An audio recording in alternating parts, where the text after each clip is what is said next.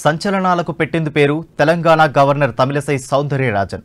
ఆమె మరో సంచలన నిర్ణయం తీసుకున్నట్టు తెలుస్తోంది. వచ్చే పార్లమెంట్ ఎన్నికల్లో బీజేపీ అభ్యర్థిగా పోటీ చేయడానికి ప్రయత్నిస్తున్నట్లు సమాచారం. ఈ విషయాన్ని పార్టీ అగ్రనేత అమిత్ షాకు చెప్పారని, త్వరలోనే గ్రీన్ సిగ్నల్ వస్తుందని వార్తలు వస్తున్నాయి. 2 సార్లు ఎమ్మెల్యేగా 2 సార్లు ఎంపీగా పోటీ చేసి ఒక్కసారి కూడా గెలవని గవర్నర్ ఈసారి తప్పకుండా గెలవాలనే పట్టుదలతో ఉన్నారని బీజేపీ నేతలు చెబుతున్నారు. ఎన్డీఏ కూటమిలో ఉన్న పుదుచ్చేరి అధికార పార్టీ ఎన్ఆర్ కాంగ్రెస్ మద్దతుతో తమిళసై లోక్సభలో అడుగుపెట్టేందుకు పావులు కదుపుతున్నారట.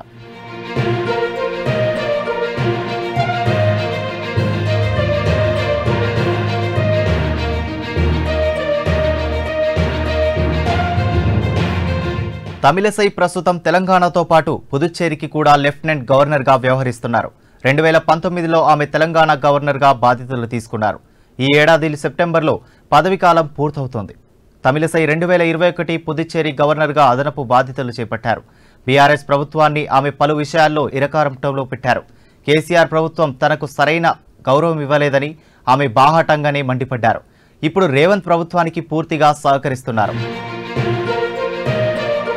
తమిళసైని మళ్లీ ప్రత్యక్ష రాజకీయాల్లోకి తీసుకురావాలని బీజేపీ ప్రయత్నిస్తున్నట్లు తెలుస్తోంది. తమిళనాడులోని పార్టీని బలోపేతం చేయడానికి రంగంలోకి దింపుతున్నారని చెబుతున్నారు.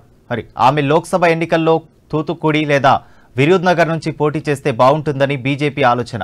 అయితే పుదుచ్చేరి నుంచి అదృష్టాన్ని పరీక్షించుకోవాలని తమిళసై భావిస్తున్నారు.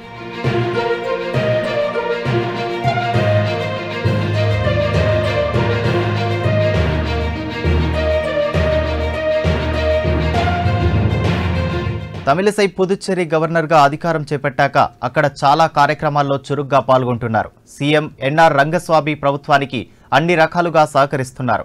రంగస్వామి కాంగ్రెస్తో తెగతెంపులు చేసుకుని తన పేరుతోనే ఆల్ ఇండియా ఎన్ఆర్ కాంగ్రెస్ పేరుతో సొంత కుంపటి పెట్టుకున్నారు. పుదుచ్చేరిలో తమిళసైకి భారీ సంఖ్యలో అభిమానులు ఉన్నారు. తన కుటుంబ నేపథ్యం కూడా ప్లస్ పాయింట్ అవుతుందని ఆమె భావిస్తున్నారు. ఇటీవల ఢిల్లీ వెళ్లిన తమిళసై అమిత్ షాతో ఎన్నికల్లో పోటీపై చర్చించినట్లు తెలుస్తోంది. తన పోటీకి రంగస్వామిని ఒప్పించాలని కోరినట్లు సమాచారం. ఢిల్లీ నుంచి పుదుచ్చేరికి వెళ్లిన తమిళసై రంగస్వామితో మాట్లాడేందుకు ప్రయత్నించగా ఆయన ముఖం చాటేశారని చెబుతున్నారు. రంగస్వామి సహకరిస్తే పుదుచ్చేరిలో తన గెలుపు ఖాయమని తమిళసై భావిస్తున్నట్లు కనిపిస్తోంది.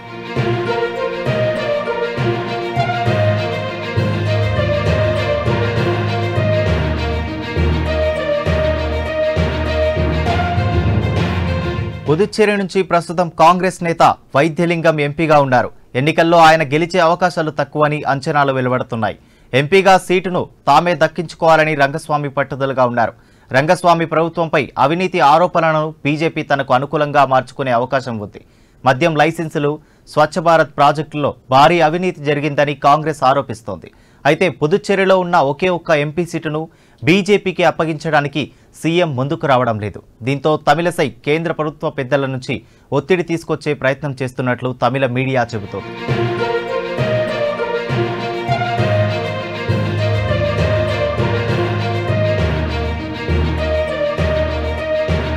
కాంగ్రెస్ కుటుంబం నుంచి వచ్చిన తమిళసై 1999లో బీజేపీలో చేరారు. అంచెలంచెలుగా ఎదిగి పార్టీ రాష్ట్ర అధ్యక్షురాలయ్యారు. 2006 నుంచి 2019 వరకు ఆమె ప్రత్యక్ష ఎన్నికల్లో పోటీ చేసి ఓడిపోయారు. ఇప్పటికైనా సరే సొంత గడ్డ మీద సత్తా చాటి ఎన్నికల్లో గెలవాలన్న కలడు సాకారం చేసుకోవాలని తమిళసై పట్టుదలతో ఉన్నట్లు బీజేపీ వర్గాలు అంటున్నాయి.